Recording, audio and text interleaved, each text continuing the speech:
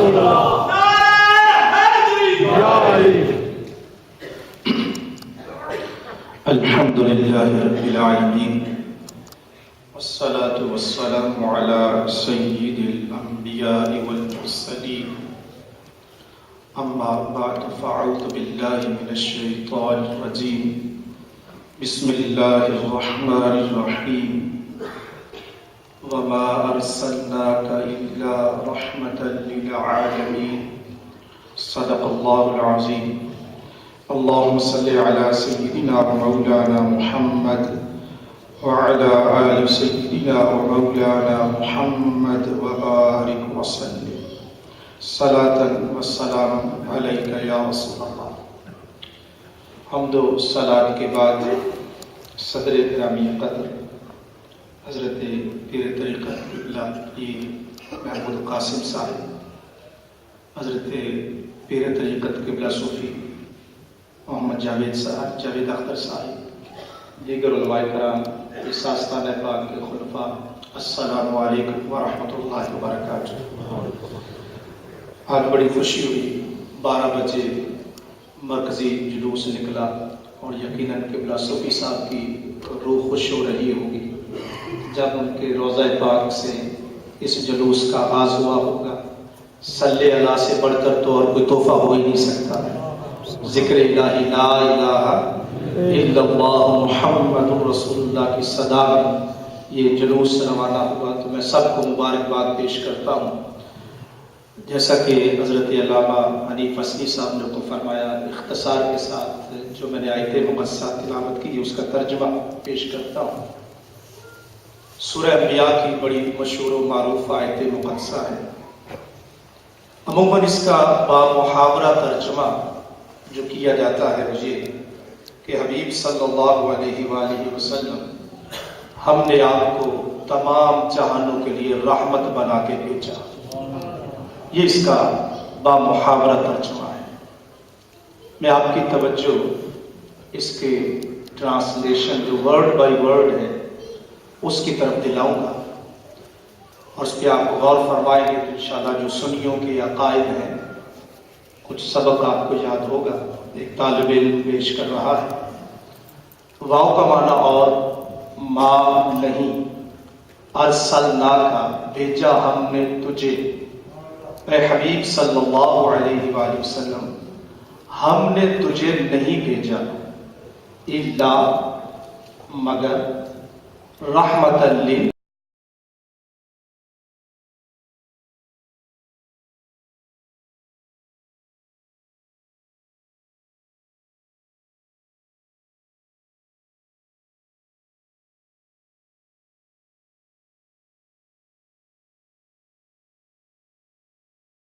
پھر کہا کہ تمام جہانوں کے لیے رحمت۔ عقل ناقص میں ایک سوال آ سکتا ہے کہ رب العالمین اپنے حبیب کی رحمت للعالمین کا تذکرہ کرنا ہے تو جو سینٹنس ہے، جملہ ہے، وہ سیدھا ہوتا۔ مثلا قبلہ صوفی عبداللہ خان صاحب رحمۃ اللہ علیہ یہاں آستانہ عالیہ گھمکول شریف کے خلیفہ تھے، ان کو خلافت دی، اور حضرت قبلہ حضور غوث زمان زندہ پیر رحمۃ اللہ علیہ یہاں کے سنگیوں کو خط لکھے اور یہ کہیں کہ صوفی عبداللہ تجھے نہیں بھیجا مگر خلیفہ بنا کر، تو ہم کہتے ہیں حضرت صاحب جملہ سیدھا ہوتا کہ تجھے خلیفہ بنا کر بھیجا، لیکن یہ ہو کہ تجھے نہیں بھیجا مگر خلیفہ بنا کر۔ اللہ پاک کی بارگاہ میں عرض مولا تو اپنے حبیب کی رحمت کا تذکرہ کر رہا ہے، تو آیت مقدسہ میں ہے کہ پہلے نفی ہے، نافیہ ہے ما، اور نہیں بھیجا ہم نے آپ کو الا رحمت للعالمین، سوائے اس کے کہ آپ تمام جہانوں کے لیے رحمت ہیں۔ میں میرے بھائیوں گنگول شریف میں بیٹھنے والوں اس ترجمے کو سمجھانے کے لیے ہم ایک مثال دیتا ہوں، اگر آپ اس مثال کو سمجھا تو ترجمہ پھر قدر آسانی سے سمجھ آ جائے گا۔ اگر میں یہ کہوں کہ میں نے پانی پیا، ابھی میں نے علامہ اصلی صاحب نے شفقت فرمائی، اگر میں یہ کہوں، میری توجہ کیجیے میری طرف، اگر میں یہ سینٹینس بولوں کہ میں نے پانی پیا تو کوئی سنی یہ سوچ سکتا ہے کہ شاہ صاحب کہہ رہے ہیں کہ میں نے پانی پیا، ہو سکتا ہے ساتھ چائے بھی پی ہو سکتا ہے ساتھ کوئی کوک بھی پیا ہو، شک ہو سکتا ہے۔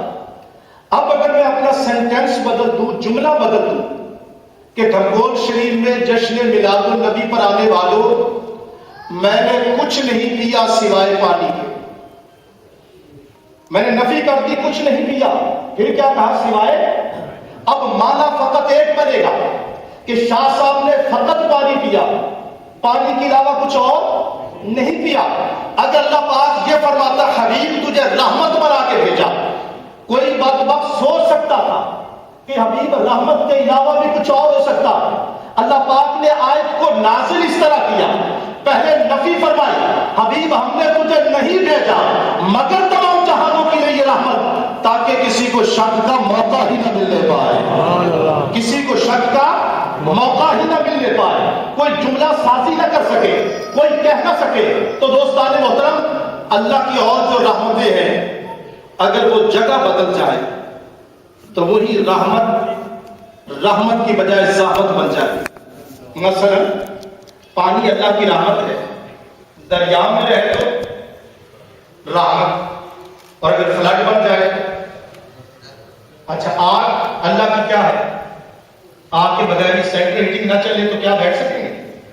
آگ اللہ کی بہت بڑی نعمت ہے، رحمت ہے، مگر میرے بھائیوں چولہے میں رہے تو رحمت، اگر خدا نہ خواستہ گھر کو لگ جائے۔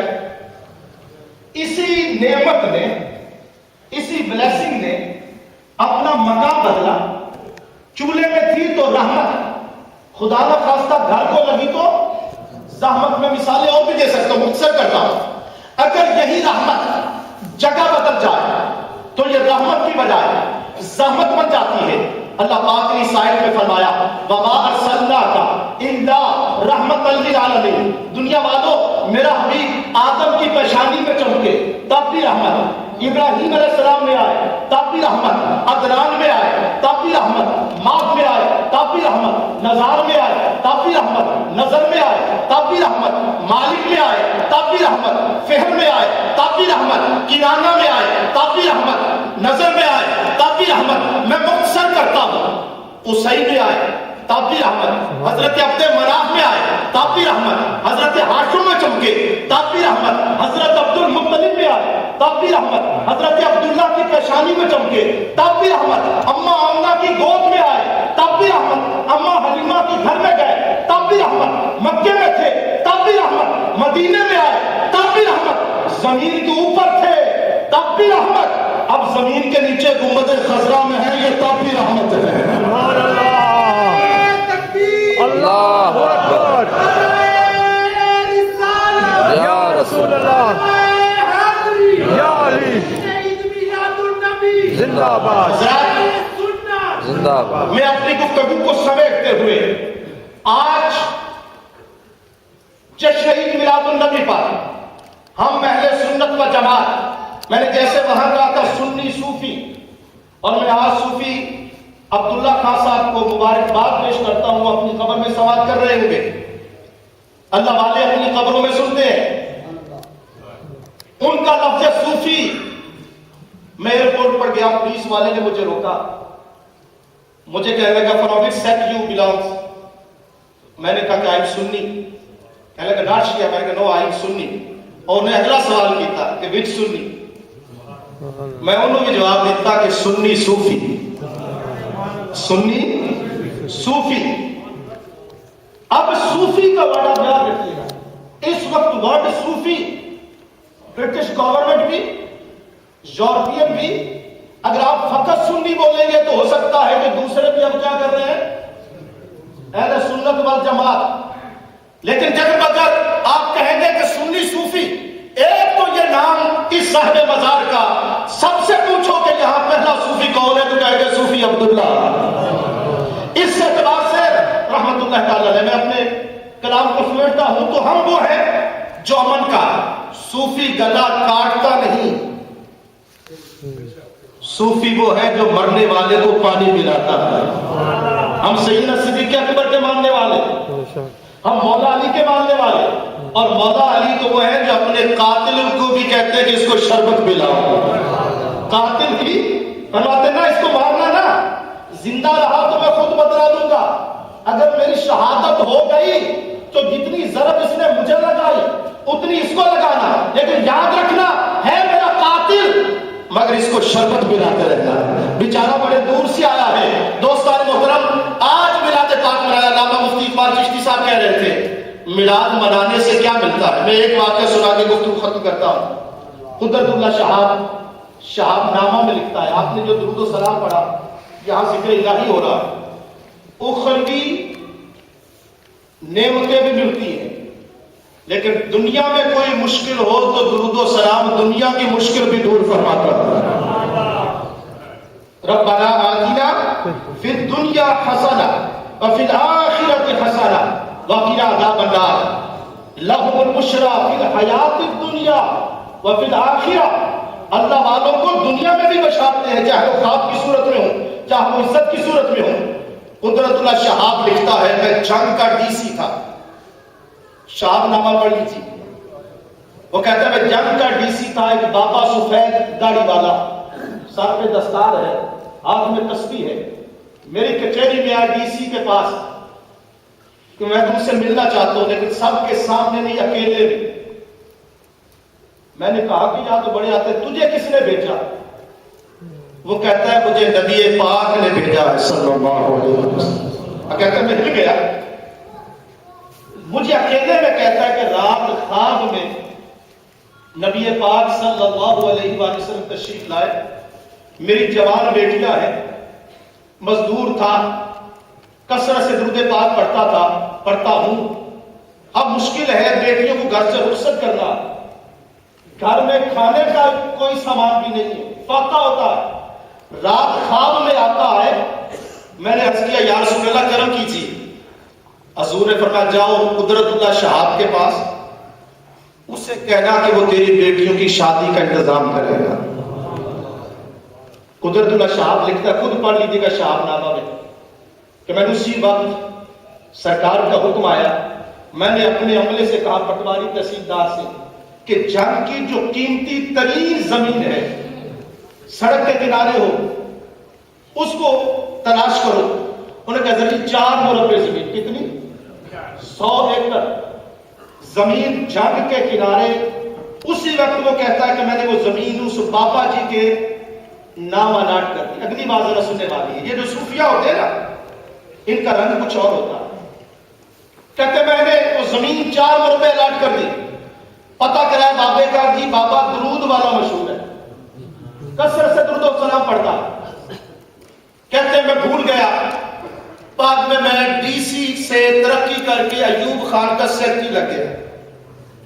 جب سیکٹری لگا تو میرے نام رجسٹری آئی، جب میں رجسٹری کھولی وہی بابا جس کو میں نے 4 مربع زمین الاٹ کی تھی اس نے مجھے خط لکھا، نیچے سائن ہوئے تھے اس رجسٹری کے نیچے، کہا کہ قدرت اللہ تیرا شکریہ، میرے آقا نے نوازا، جو زمین دی تھی نا 100 ایکڑ اس سے میں نے اپنا کام چلایا، بچیوں کی شادیاں ہو گئی، انہیں رخصت کر دیا، مکان بن گیا، اب قدرت اللہ مجھے زمین کی ضرورت نہیں، میں تجھے واپس کر رہا ہوں۔ یہاں تو ایک مرنے پر لوگ لڑتے ہیں، لیکن جن پر رب کائنات کا اور میرے آقا کا کرم ہوتا ہے وہ 100 ایکڑ بھی ہو تو ٹھوکر مارتے ہیں۔ اگلی بات سننے والی ہے، اس وقت وہ کہتا ہے، ایوب خان کہتا ہے کہ زمین تو بڑی قیمتی ہے، تو اپنے لیے رکھ لے۔ اس نے کہا نہیں، میرے لیے صرف 2 گز زمین کافی ہے، میرے لیے۔ اس لیے میرے بھائیوں آج ہم اہل سنت و جماعت ان صوفیہ کے ماننے والے، آج بات کر رہی برٹش ویلیوز اور اسلامک ویلیوز۔ بعض لوگ خوف زدہ ہیں یہ برٹش ویلیوز کیا ہے، آپ سمجھتے ہیں کہ پابوں میں جانا برٹش ویلیوز ہے۔ آپ ذرا پڑھیے ہوم آفس کی ویب سائٹ پر کیا ہے، لبرٹی ہے، آزادی ہے، فریڈم ہے، ڈیموکریسی ہے، اور ابھی میں اس آستانے کو یقیناً مبارکباد دیتا ہوں۔ حضرات صوفیہ کی ویلیوز تو مٹ سکتی ہیں، ہماری ہندوستانی ویلیوز جو نبی پاک کی ویلیوز سے ٹکراتی ہیں وہ تو مٹ سکتی ہے، میرے آقا کی ویلیوز کیا ہے وہ ہم نے نہیں اپنائی، جنہوں نے اپنائی ہے وہ ترقی کر رہے ہیں۔ میں ایک مثال دیتا ہوں، علماء بیٹھے کیا مسجد نبوی میں نبی پاک صلی اللہ علیہ وسلم جب بیٹھا کرتے تھے صحابہ کرام کے دوران، صرف میں محمدی ویلیوز کی بات کر رہا ہوں، کیا حضور کے کوئی اوپر بیٹھنے کا سامان ہوتا تھا یا میرے آقا صحابہ کے درمیان بیٹھتے تھے؟ علماء بتائیے گا کوئی علیحدہ اونچی نشست نہ ہوتی تھی؟ یہ کیسر و کسرا کا کلچر. ابھی حضرت آئے مفتی اکبر زیرک صاحب، میں نے کہا آپ کی صحت اجازت دیتی ہے، آپ کا حق بنتا ہے. اب یہ جو ویلیوز ہیں، عشاء کے بعد میرے آقا کلام نہیں پڑھاتے تھے، عشاء لیٹ پڑھتے تھے. آج دیکھ لیجیے یہاں پر کیا ہے ویلیوز، کہ جب رات 8 بجتی ہے تو یہاں سناٹا ہوتا ہے. ہمارے پاکستان میں رات 12 بجے بھی انارکلی کھلی ہوتی ہے. اب اگر وہ ویلیوز مثلا آخری بات علی گڑھ جیسی صاحب جاننا چاہتا ہوں، میرے آقا کے سونے کی ویلیو کیا ہے، سنت کیا ہے؟ حضور ہمیشہ دائیں طرف سوتے تھے. اپنا دست انور کہاں رکھتے تھے؟ چہرہ کدھر ہوتا تھا؟ کعبے کی طرف. اور یہ ذرا توجہ کیجیے گا، دائیں طرف سوتے تھے. کبھی حضور بائیں طرف منظوری ہو تو اور بات، الٹا بھی نہیں سوئے. آج کا ڈاکٹر، اور حیران رہ جائیں گے، میرے پاس موجود ہے یہ جو ہارٹ والے کارڈیالوجی والے سائنٹسٹ ہیں، وہ کہتے ہیں ہم اس ریسرچ پر پہنچے کہ جو بندہ لیفٹ سائڈ پر سوتا ہے اس کے ہارٹ اٹیک کا رسک زیادہ ہے، اور جو رائٹ سائڈ پر سوتا ہے اس کے ہارٹ اٹیک کا رسک، اور ریزن بھی لکھی ہے. ریزن کیا ہے؟ جو بندہ رائٹ سائڈ پر سوئے گا دل کس طرف ہوگا؟ جناب لیفٹ پر ہوگا. اوپر ہوگا دل یا نیچے ہوگا؟ دل اوپر ہوگا. باڈی کا ویٹ دل پر نہیں پڑے گا. اور دل جو ہے اگر آپ لیفٹ سوئیں گے تو دل نیچے ہوگا، باڈی کا ویٹ اوپر پڑے گا. میرے مصطفیٰ نے کہا میرا طریقہ اپناؤ گے جنت تو ملنی ہے، دنیا میں بھی خوشحال رہو گے. اور اس شعر کے ساتھ میں اجازت چاہتا ہوں.